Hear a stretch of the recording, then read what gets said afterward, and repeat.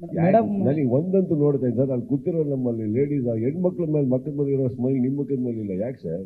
ಖುಷಿ ಇಲ್ವಾ? ಈಗ ನಾನು ಸಿನಿಮಾ ಓಡ್ತಾ ಇರೋದು ಖುಷಿ ಇದೆ ಸರ್, ಅದಕ್ಕೆ ಕೇಳಿ ಅಲ್ಲ ಮೇಡಮ್ ಎಷ್ಟು ಖುಷಿಯಾಗಿದ್ದಾರೆ ಸರ್? ಸರ್ ಮೇಡಮ್ ಪಾಪ ಅವ್ರು ಏನು ಇವತ್ತಲ್ಲ ಸರ್, ನಾನು ಫೇಲ್ಯೂರ್ ಕೊಟ್ಟಾಗ್ಲೂ ಅವ್ರು ಹಂಗೆ ಇರ್ತಾರೆ. ಏನು ಅದರಿಂದ ಸಕ್ಸಸ್ಸಿಂದ ಯಾರ ಮುಖದ ಮೇಲೆ ನಗು ಬರೋಲ್ಲ ನಮ್ಮ ಮನೆಯಲ್ಲಿ.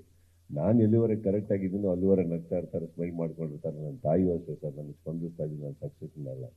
ಮಗನ ಒಂದು 10 ಒಳ್ಳೆ ಕೆಲಸ ಮಾಡ್ತಾ ಇದೆಯಾ ಬಾರ ಅನ್ನೋರು ಅದ್ರ ಬಗ್ಗೆ ಖುಷಿ ಪಡೋಲ್ಲ. ಇದರಿಂದ ಏನು ಸರ್ ಟೆನ್ಷನ್ ಏನು ಅಂದರೆ ಅವರಿಗೆ ಕಾರ್ತಿಕ್ ಮುಖ ನೋಡಿ ಅವ್ರು ಟೆನ್ಷನಲ್ಲಿರೋರು ಫಸ್ಟಿಗೆ.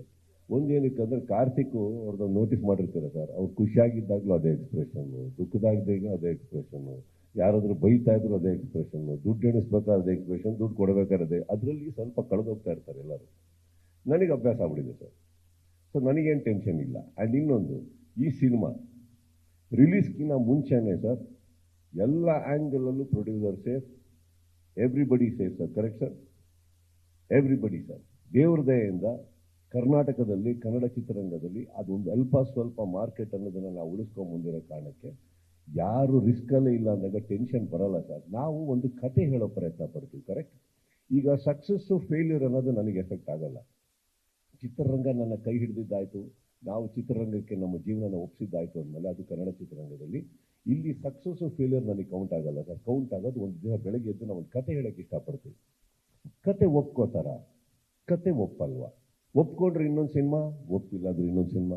ನಮ್ಮದು ಅಲ್ಲಿ ಇದ್ದೀವಿ ನಾವೆಲ್ಲದು ಹೊರತು ಸಕ್ಸಸ್ ಅನ್ನೋದು ಏನಿದೆ ಸರ್. ಈಗ ಸಿನಿಮಾ ಸಂಭ್ರಮಿಸಿದ ತಕ್ಷಣ ಓಕೆ ಒಳ್ಳೆ ದುಡ್ಡು ಮಾಡ್ತು sir, trust me that is not success to me anymore. Vijay ಒಂದು ಕತೆ ಹೇಳ್ತಾರೆ, ಇವ್ರಿಗೊಂದು ಚಾಲೆಂಜ್ ಆಗ್ತದೆ ನಾನು ಸರ್. ವಿಜಯ್ ನನಗೆ ಗೊತ್ತಿಲ್ಲ, ಇವ್ರಿಗಿಂತ ಮುಂಚೆ ನನ್ನ ಒಂದು 2-3 ಜನ ಸಹೋದರರು ಕರೆದಿದ್ದೀನಿ ಸರ್, ಎಲ್ಲರಿಗೂ ಹಾಕಿದ್ದೀನಿ. ನಾನು ಒಂದು ಅರ್ಜೆಂಟ್ ಈ ಸಿನಿಮಾ ಮಾಡಲೇಬೇಕು, ನಾವು ಇಲ್ಲಾಂದ್ರೆ ನಾನು ಬರೋಕ್ಕಾಗಲ್ಲ. ಇವರೊಂದು ಎಳೆ ಹೇಳಿದ ನೆನಪಿತ್ತು ನನಗೆ, ಕರೆದೆ, Vijay you have only so many days.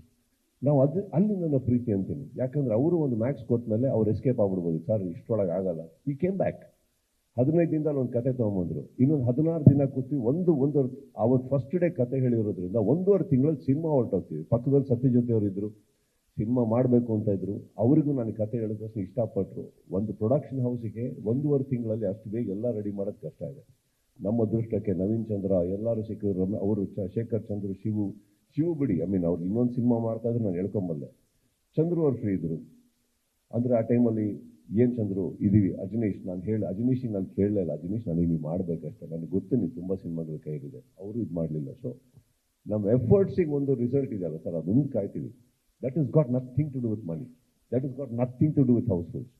ನಮ್ಮ ಕತೆ ಒಪ್ಪಿದ್ರ ನಿನ್ನೆ ನಿಜವಾಗ್ಲೂ ನನಗೆ ತೃಪ್ತಿ ಕೊಟ್ಟಿದ್ದು. ಎಷ್ಟೇ ಸಂಭ್ರಮ ಇರಲಿ,